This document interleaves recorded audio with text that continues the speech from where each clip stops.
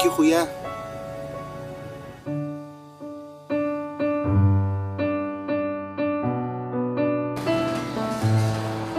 Thank you, Totoy.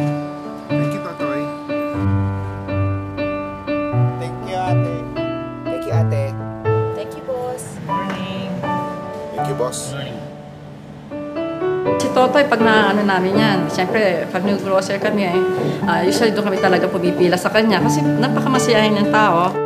One time kasi, may naiwan kaming isang supot. May humahabol sa amin. Yung pala si Totoy.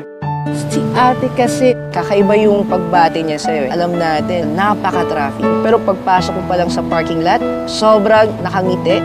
Sasabihin siya, "Hi sir, kamusta na po kayo sir? Okay lang mabiyahin." Yung mga simpleng tanong, pero alam mong concern yung tao.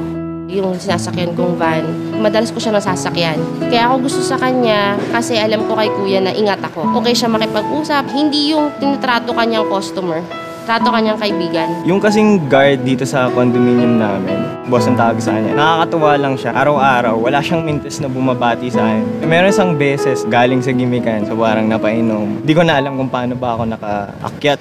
Siya pala yung nagatid sa akin. So, alam mo pangalan niya?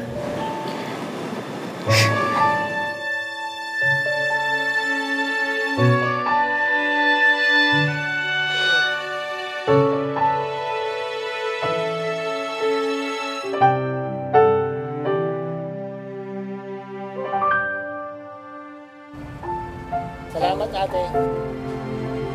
Thank you, ate.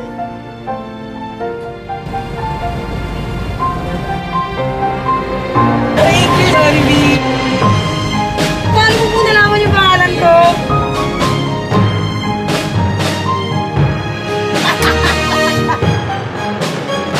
Thank you, Artemio. Hindi ko akalain nga tawagin niya ako. Saya na po yung pangalan ko.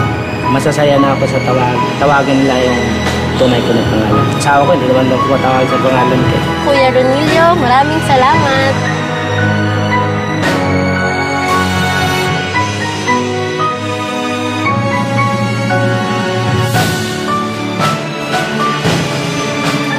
Salamat, Ivan Craig.